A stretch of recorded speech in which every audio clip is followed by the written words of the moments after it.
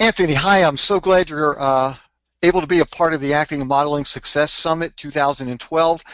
I wanted to let everybody know that Anthony, he's the Assistant Director of Admissions for the New York Conservatory for Dramatic Arts. And I wanted to start off by just mentioning, if you haven't seen his work, he's an incredibly talented actor. And I know at one point you were traveling throughout the globe, you were doing lots of theater. When did you actually decide to move to New York? Well, Aaron, I actually moved to New York first before I began any sort of schooling or anything. I picked up right as soon as I graduated high school and, believe it or not, moved to New York in September of 2001, which was, as you know, a terrible time to move to New York. But I did it to go to school, to study, to actually, believe it or not, study at the New York Conservatory that I now work for. Oh, that's interesting. Because I saw in your bio that you were doing theater in many different parts of the United States. You went overseas, and you were doing theater. So that was all after graduating from the New York Conservatory. Exactly, exactly. I did the 2-year conservatory, and, you know, if any of you have met me or seen my photos, you know that God did not bless me with hair follicles. So I needed time to grow into my character type. I was advised by a lot of agents and managers and casting directors when I first got that I was a great character type, but I was a little young to, you know, begin my quote-unquote, you know, New York commercial and acting career. So I took that as an opportunity to, you know, really pursue the regional market, to begin to, you know, tour and hone my skills, because I definitely had the time before, you know, the networks were knocking down my door, as to say. And so basically, I mean, right now, you're doing commercials. I remember you were telling me you did a spot. I think you were out. They flew you out to, was it L.A. where you shot? I can't remember where you shot. Yeah, I did a Scottrade commercial not too long ago where they flew me out from Los Angeles, or to Los Angeles from New York. And, you know, it's one of those things about this business is that you just never really know where you're going to be placed. You just have to go out and give your best. I went out for 6 different spots for the Scottrade commercial. Went out for a cable television guy, you know, like a cable repairman, and I didn't get that one. Then I went to the barber shop, and then finally they offered me this farmer in the farmer's market, and they flew me, first class out to LA. I got to work with Barry Levinson, the Academy Award-winning director for Reimer. I mean, it was a great experience. But I believe it or not, I didn't have any lines. They had me playing a farmer's market, and they said they loved my face, and they needed a really solid double take. So here I am in the sea of background actors in Los Angeles, thinking to myself, they must think that they're crazy to fly this guy out from New York City to basically do a double take. But it just goes to show you that you never know. I mean, it's really about going out, putting your best foot forward, and you know, going on those calls that you know you're right for. You never know where they're going to be placing you. And so are you still pursuing both commercial work as well as network TV and film work? Oh yeah, all of the above. You know, I was in, most recently, my television work. I was in the last season of Rescue Me on FX. I shot 11 episodes for a series called The Savvy Parent Guide last year, and did an episode of the Celebrity Ghost Stories. And I actually am currently running off Broadway right now in a production with New York Classical Theater, and then this summer I'll be with Pennsylvania Shakespeare Festival. So I'm really much still doing this. The conservatory is a wonderful place for me to work and to be able to teach and to work with young actors and to be able to give back, to kind of be the Anthony Reimer that I wish I had when I started out. And but my main goal is to continue to do this as well as bring that into the classroom. I mean, for me, it's very important to continue to do what I teach, to continue to do what I talk about, because, you know, there's no better way to get that education to the student than actually to say, hey, listen, last week I had this audition for Jay Binder, or hey, last week I went in for what you can say, and they said this and they said that, and it's really about getting to build my own networking so that down the line I'm able to help out a lot of students as well with the information that maybe I slipped up on, or maybe I made this mistake, or how are we going to learn from this mishap, or something of the like there. Well, and also, since the industry has changed so much over the years, just so that you can actually provide information about the realities of how things run today that didn't necessarily take place 10 years ago. And that's one of the, Exactly.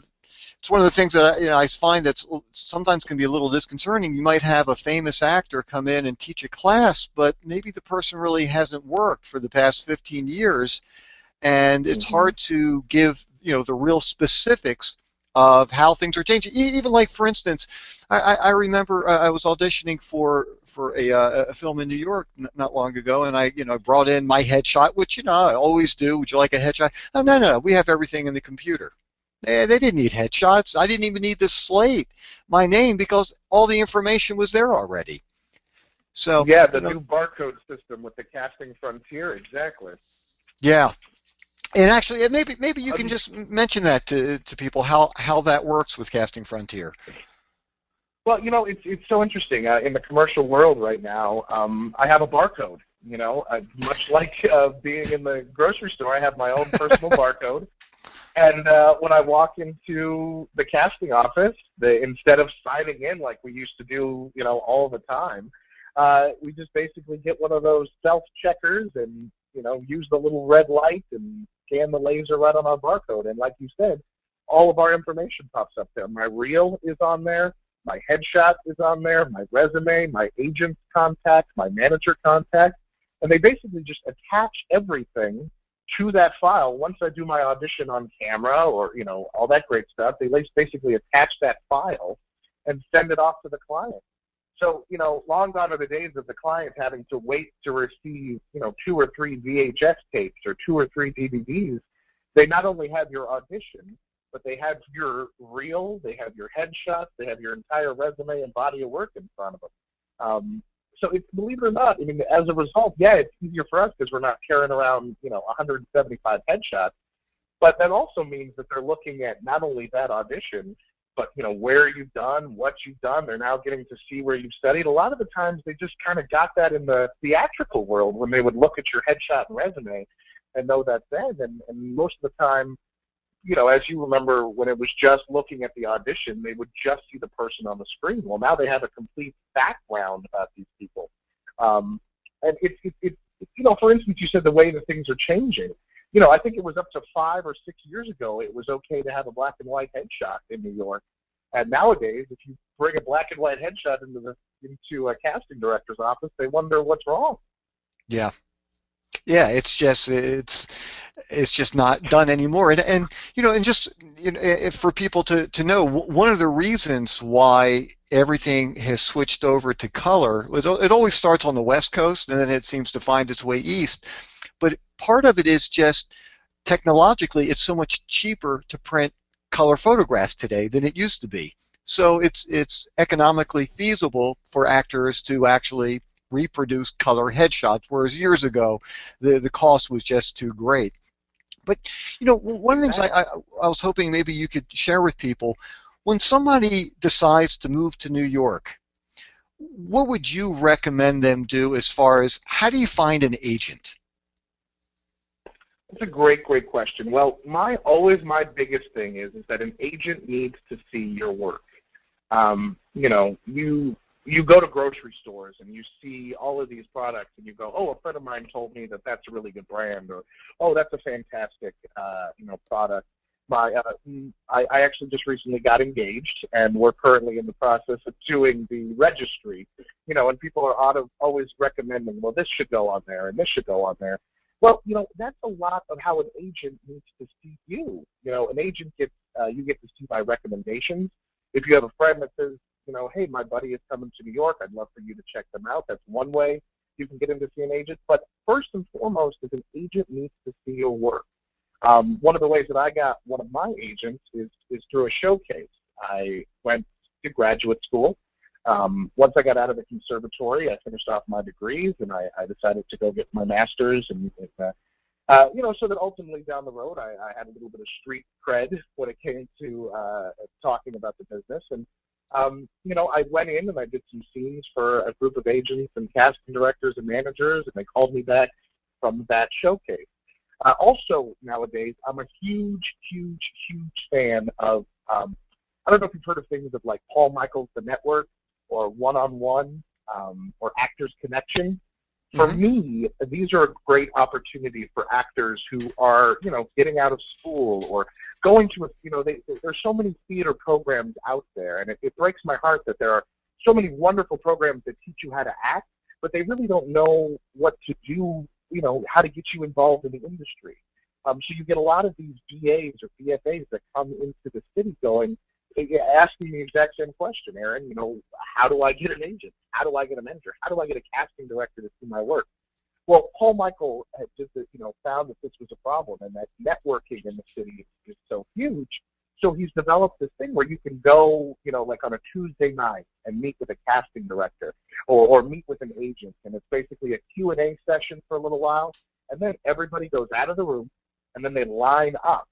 One at a time, they get to do their audition for the casting director, for the agent, and then they actually get to sit there, talk, receive feedback. And for me, people ask, well, a lot of people go after these. Do they ever get any work? I just recently finished a run at the Paper Mill Playhouse in New Jersey for White Christmas that literally came from me going to meet Jay Binder at one of Paul Michaels, the network's opportunity, Jay Binder being the casting director. So ultimately, getting out there, getting a showcase, and, I'm also going to tell you, it's possible to do your own showcase in the city. When I was back in New York City after grad school, a group of friends of mine from Colorado wanted to do a showcase, and they didn't know how to do it. So we got together. There's a lot of theater space in New York City. If you guys have never been, you can rent, a 30-seat theater, a 40-seat theater, up to a 200-seat theater by the hour, by the day. And we literally put together our own showcase. And since most of us, there is the old industry rule that sometimes actors are servers. Well, my first job in the city was working for the Outback Steakhouse, and there was a lot of actors there. And we decided that we wanted to get together. We put a bunch of scenes together. We hired a casting director, Paul Fouquet over at Lisa Meyer's Casting. We hired him. We got to use his name to call agents and managers and casting directors and get them into our showcase. And to top it all off, because we worked for the Outback volunteered to cater the event. And we had this great Outback showcase that got a bunch of representation for our server/actors that were there. It's really about, Peter Brook, the famous theater director, says work begets work. Naturally, the more work you're going to do, the more work you're going to get. That's the biggest asset for living and working here in New York is literally the networking, the opportunities you have to meet people.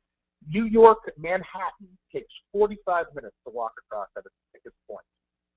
So knowing that I can go from an audition on 34th Street down to 26th Street, down to Lafayette Street, and up to Astor Place, all in a matter of 2 to 3 hours, I can cover a lot of ground, and you never know who you're going to meet. You never know who you're going to run into. Last week I went into a musical theater audition for a show that was directed by David Hyde Pierce from Frasier. You walk into the room and you're like, hi, I'm David Hyde Pierce. You go, I know exactly who you are. But you never know who you're going to run into this city. And it's really about getting involved, knowing that New York is extremely, extremely friendly to getting off the ground floor. One of the big proponents that I love is about, working on student films that can build your reel, that can build your resume, and that can build your experience. NYU, Fordham, Columbia University. I started out doing a lot of student films to build my stuff on the reel. If they're all shooting in 35 millimeter and they have a great red camera, you sometimes can't even tell the difference between a beautifully shot feature film and a student film from NYU's Tisch School of the Arts. It's really a great way to get some stuff on there. And guess what? Once you have 2 or 3 scenes, boom, you have a reel that you can start to send to these agents and casting directors as a follow-up. And that's another way that they can get to see you work. I mean, I think paramount here is that an agent and manager that wants to work with you without seeing your work, I'd be a little worried about that. But an agent or manager who wants to work with you after they've seen you do something, well, that's something that you can start to look forward to, that they'll have an idea of what you can do. You know, it's interesting. You were just mentioning being able to get to all these places. That certainly is one of the differences between trying to live and work in LA and New York. I mean, you can virtually It's true. walk pretty much everywhere. You don't really need a car. As a matter of fact, I would think that unless you really want to get away on weekends, having a car is kind of a pain in New York because the expense of putting it in the garage every month is pretty crazy, and having to deal with parking it on the street is crazy. But you can easily do that, and even like sometimes you'll have auditions for TV shows in Brooklyn, but the subways are great and it's very easy to get to. Exactly. Well, here's the thing. I've been in New York City on and off since 2001, and I have never owned a car when I was here. And it's the exact same reason. I mean, I have worked in Chicago. I've worked in LA. And, if you have an audition, God forbid you have an audition in the Valley, and then you have to get to Glendale, well, there's your day. It's shot. But New York is so about getting you on the ground floor, and that's why actors plan their days. I mean, you can have an acting class down in Union Square on 14th Street, jet over to an audition for on camera. And a lot of the times these buildings have 2 or 3 casting directors. I work in the same building as 3 of us studios, and there's 3 casting directors that are in the same office. Sometimes I'm lucky and I get to hit 2 or 3 casting directors in the same casting studio on the same day. New York is one of those cities where people think, oh my goodness, it's so big, oh my goodness, it's so scary. And the thing is that New York really is easy to get around. If you haven't learned a grid system, it's one of those, you can easily learn where you're going. The subways are like riding a bicycle. When I first moved to the city, I was very, very, concerned that I wouldn't navigate where to go. I went away for grad school, and when I came back, it was like literally like picking up a bicycle and going again. And especially now with the smartphones and with the the apps and the tabs and everything like that, getting around, getting to the city, getting around the Big Apple is so simple. And it's the great thing about that too is that it also allows people to come to other people's shows. For instance, if I'm doing a showcase production here in the city, right now I'm doing an off-Broadway production of playing Moliere with New York Classical Theater.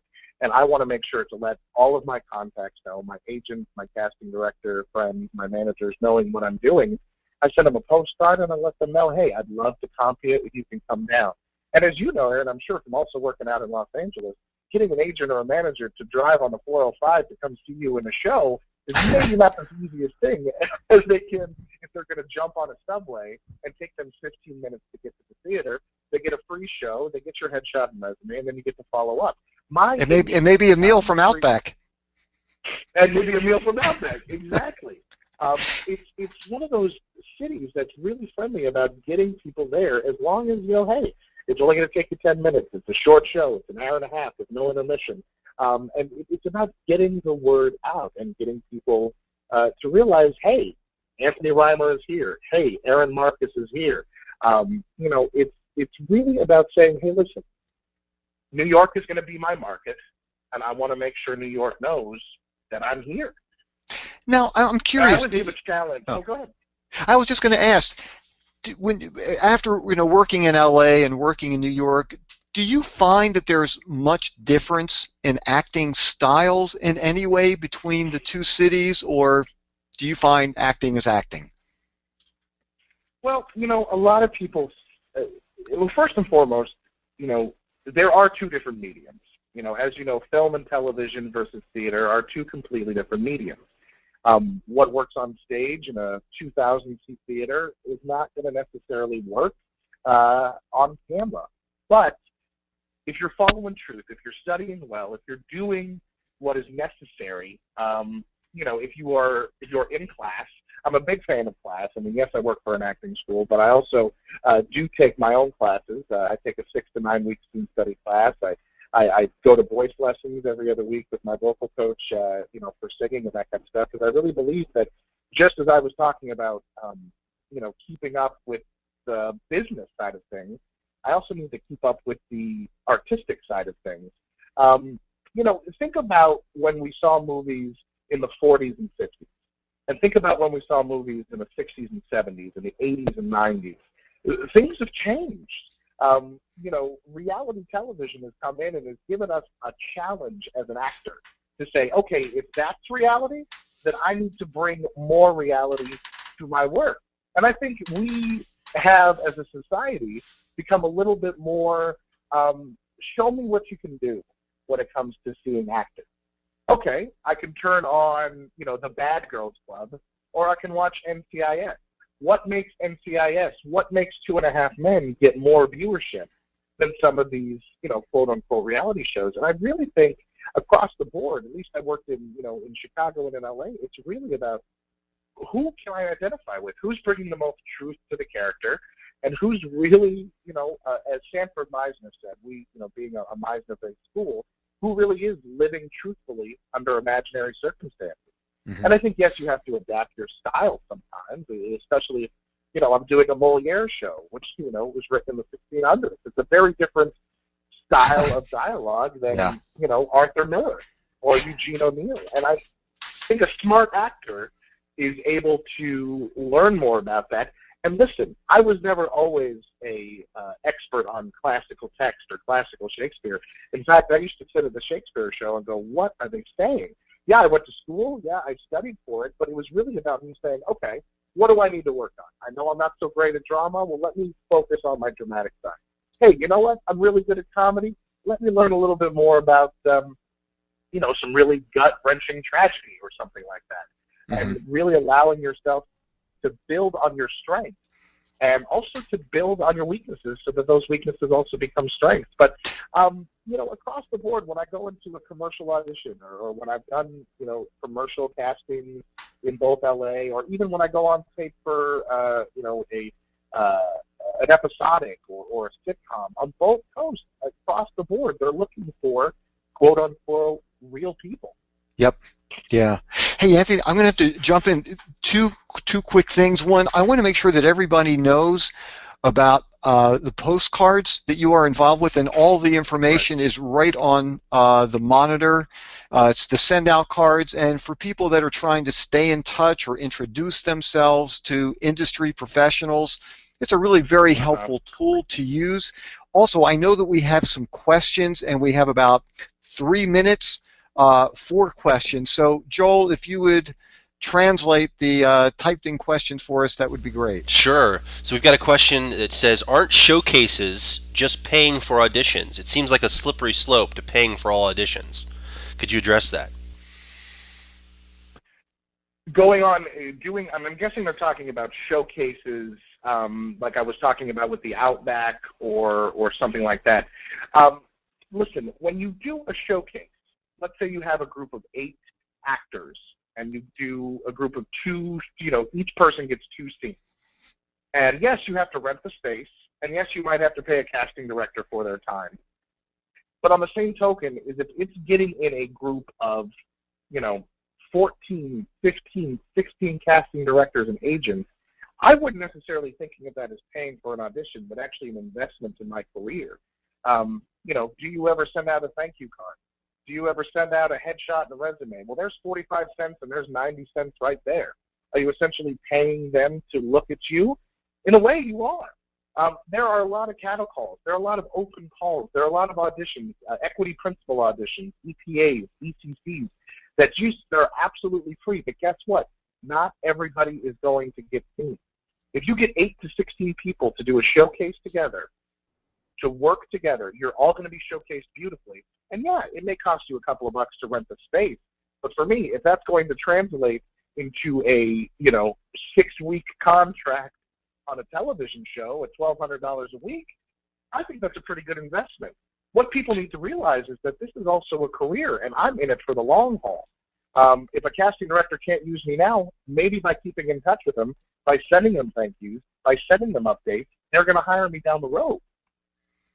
And I think the really important thing to do is, if there is a showcase, even if it's not one that you're setting up, but it's one that another place is arranging, you just want to make sure that the people who are supposed to be there are really there and not necessarily Exactly. somebody who's just answering a phone in the office or, cleaning the bathrooms for that person. Right.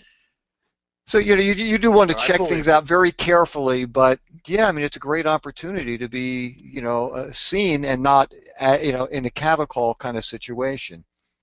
Anthony, I just want to thank you so much. I really appreciate all your information, taking the time out today. And please, everybody, check out Anthony's website. Also, please check out the New York Conservatory for Dramatic Arts. It's a great school in New York. Andy, thanks so much. I can't wait to see you. Actually, hopefully in a couple of months. Awesome. Looking forward to it, Aaron. Thank you so much. Thanks, Anthony. Bye bye.